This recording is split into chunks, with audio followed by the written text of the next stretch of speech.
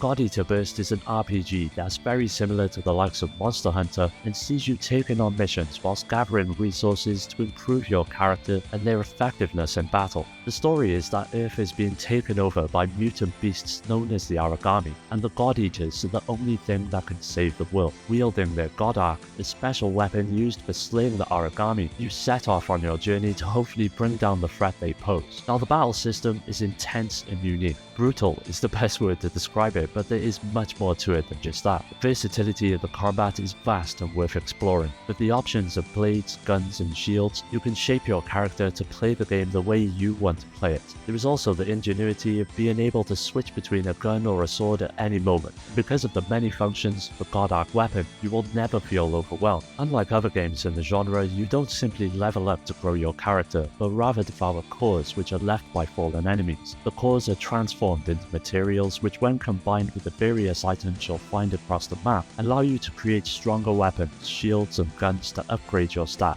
It creates a very addictive system that will see you glued to your screen for hours on end, continually chasing more and more effective weapons and items. Now aesthetically, there are plenty of things done right. While individuals who dislike Namco's franchises and other similar series may find the flavour of the game in bad taste, there are enough explosions set against ruined buildings, destroyed bridges and wrecked subway cars to satisfy most action fans. The animations are fluid, the design of the gods is spectacular, and the environments are detailed and set the stage for each mission quite nicely. If you never got around to playing it when it first released and are looking for a new RPG to jump into, then now is the perfect time to check this one out. Tales of the World Radiant Mythology uses many characters from previous Tales games and places them in an all-new story featuring a new hero. In terms of the action, this game focuses on dungeon crawling and sees you taking quests from a certain guild you joined early in the game, both to continue the main story and to unlock extra features. These quests can range from killing a certain number of enemies to saving someone lost in the dungeon, to other similar tasks such as finding specific items. While the system can get boring very quickly, there are two things that help keep the gameplay fresh. The first being the battles that use a pretty unique mix of both 2D and 3D based gameplay. You can use the analog to move around the 3D space or use the D-pad which locks you into a line like the Tales games of old. The characters you use in each fight have their own batches of skills, and if used properly, they can be chained together to make long, damaging combos and even link up with the attacks of other characters to combo for even more hits and damage. The second is the huge variety of classes and customization options that can help improve your character. By doing the massive number of side quests, you will slowly unlock more and more items to use, and some of these unlockables are new classes that provide fresh, different ways to go into battle once you use them. Others are recipes that allow you to do a range of things, from cooking items that heal your entire party to forging metals that can improve your armor statistics. It's so easy to get lost in the amount of ways to mix up your playstyle. Furthermore, despite the somewhat simple story, the character interactions make the game fun outside of battle for both Tales veterans and new players alike. Half-Minute Hero is an RPG where you have 30 seconds to stop an evil overlord from casting a spell of destruction that will wipe out all of existence. This plays out like an accelerated version of the RPGs of old. You wander around the map fighting enemies at random, doing quests for NPCs, eventually building your level up until you're strong enough to take on the boss. For a game centered around a gimmick, Half-Minute Hero is surprisingly deep. You'll find yourself playing through the levels several times trying to find the quickest route to the end, and there is sometimes more than one way to complete the level. It also has multiple branching paths, allowing you to find new enemies to fight and new equipment that can help you with later levels. Now the battles happen automatically as each side rushes blindly at each other, determined by factors of attack and defensive power. As you progress from your starting point to the Evil Lord's castle, you'll also encounter different enemies in different terrains, and most importantly, towns and dungeons. Dungeons will typically have a slew of monsters followed by a reward, but sometimes lead to other areas on the land surface and complex mazes. The towns have things to buy, people that will give you advice on how to defeat the Evil Lord, and party members for hire. Among the things you'll buy, you'll have restorative items that replenish your health, as well as equipment that can alter your attack power and critical rate, which makes searching for each of these towns essential. This game offers a little bit of everything, as well as massive amounts of replayability and some secrets for people to delve into. This game is a must-have for anyone who loves RPGs and is looking for something easy to pick up and play in short bursts. On the surface, you'd be forgiven for thinking that Garumin, a monstrous adventure, looks nothing more than a game meant for children, but doing so would be doing it a huge disservice, as beyond the somewhat childish exterior lies a complex and rewarding RPG. It all revolves around Paryn, a young girl who has been forced to move in with her grandfather in a remote mining town. There are no other children in the town, but Paryn manages to make friends with some monsters, childlike creatures of nature, that live just outside the town. Paryn has a wide variety of attacks and combos available to her that increases as she picks up upgrades for her sole weapon, the drill. The customization of Paryn is rather limited, but you are able to change her hat and her drill parts on the fly when any situation presents the need to. The enemies, when taken individually, aren't too challenging, but as the game progresses, they come at you in greater numbers and have access to equipment of their own, which includes armor, melee weapons, and even firearms and bombs. This serves to spice up the combat and succeeds in doing so extremely well. Each dungeon lasts around 10 to 15 minutes in length, and you're scored on how fast you get through the dungeon, how many treasures you find, pots and vases you smash, and enemies you defeat. So to get a great ranking, it's imperative that you thoroughly explore the whole dungeon. All in all, Garumin, a monstrous adventure, stands as a great dungeon crawler that is perfect for players of all ages and skill levels.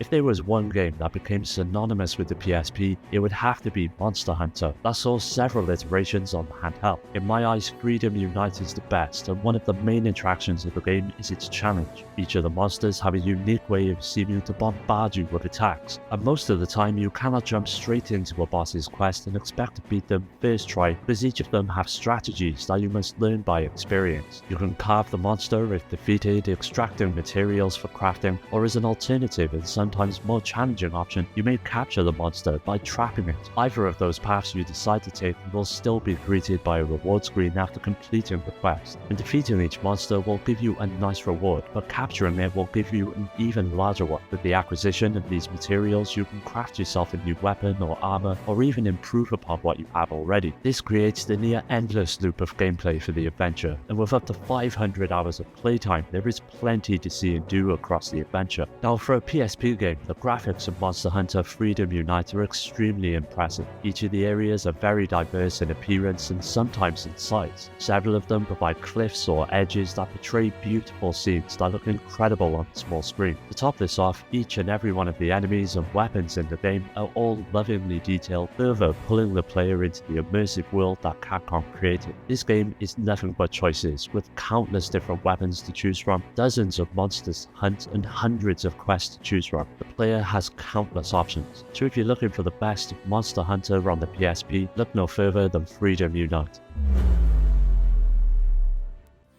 Standing as one of the longest running RPG series, Ys has constantly innovated and managed to stay relevant right up until the current day. The biggest evolution though was arguably Ys 7, which saw Adol and his kind-hearted friend Doji arriving in the port city of Altago, a bustling and productive kingdom that seems to have a very dark undercurrent beneath the prosperity. Unfortunately, the city is under threat from a deadly disease which is spreading across the land and slowly killing people, and there seems to be no known cure. Adol sets out with his band of like-minded heroes to solve the mystery, which sees you exploring the land, interacting with a lovable cast of NPCs that all add a real weight to the events that transpire. Of course, without solid gameplay, the story would mean nothing, and thankfully this is where Ys 7 comes into its own. Adol is now joined by 2 party members at all times, and furthermore they can be switched between with the tap of a button. This of course provides some much welcome gameplay variety, as each character has their own weapons and skills, but also plays into the game's battle system nicely as well. Certain enemies that you run into will have various weaknesses or strengths. For example, Adol will have a hard time fighting against large-shelled enemies with his sword, but Doji can pulverize these enemies. This gives the game a rock-paper-scissors vibe to its combat, which often forces you to keep a well-balanced team to easily take care of enemies. Ys 7 is a genuinely fun and action-packed game, with an engaging fighting system and enough character variety to keep things interesting. Add in the solid visuals, fantastic boss fights, and outstanding music, and you have a seriously great game. If you're on the lookout for a portable RPG, then Ys 7 will definitely fill that void. The third story is a sequel to Parasite Eve 2 that took the series in a completely new direction from the previous two games. It once again saw you taking up the fight as Aya, who along with her team of specialists find a way to go back into the past with Aya's abilities and attempt to recreate the present by changing key events. Now, saying this as a third-person shooter would be accurate, but missing the mark at the same time. It's very much an RPG with several aspects that help you improve your chances of success over time. This is mainly done through the use of acquiring experience points that drop each and every time you take out an enemy, and this is where the game truly shines. Aya has the skill to overdrive, which basically allows her to send her mind into that of another human. Focusing on one enemy, she can link her psyche with the rest of her squad and use Crossfire that sees all of your connected members convening on one target and obliterating them where they stand. Thankfully, there's a ton of options when it comes to battles, with a near endless stream of weapons that open up new approaches, such as a long-range sniper rifle for the more safe approach, to grenades and shotguns that level the playing field once the action heats up. Of course, with it being an RPG, you also get the chance to acquire several pieces of armor and clothing that augment your attributes and further influence your proficiency in combat.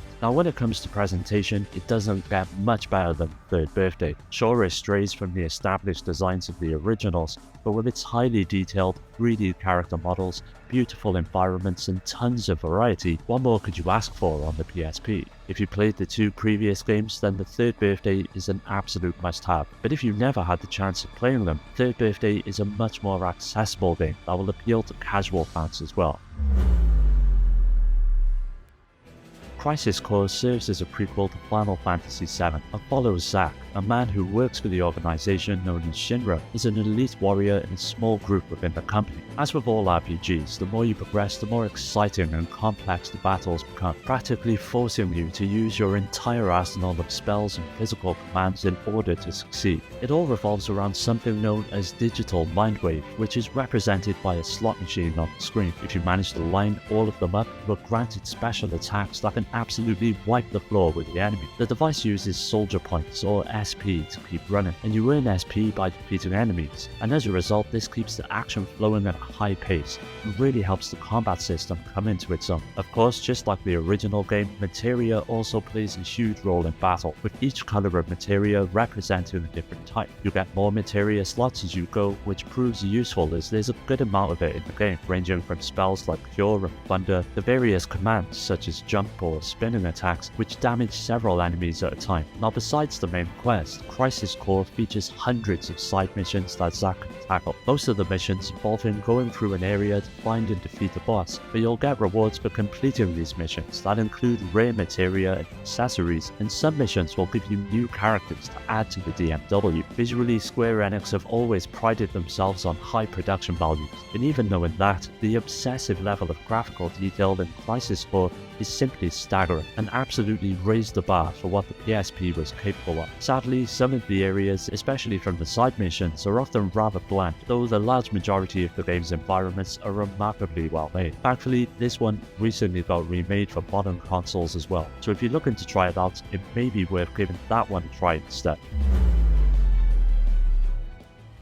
Phantasy Star is a long-running RPG series that began its life way back on the Sega Master System. After a short hiatus, it would see its resurgence on the Dreamcast with Phantasy Star Online, which brought the game into a completely different world and allowed players to work together over the internet and immerse themselves in a mission-based adventure. Phantasy Star Portable 2 shares many aspects with the previous games in the series, but in many ways it is also a completely new experience, fixing and changing many issues from its predecessor. Instead of being a part of the Guardians, an organization across the entire solar system who police the planets and keep peace amongst them, the main character joins a military group known as Little Wing and is run from one of their satellite colonies, which serves as the main hub area of the game.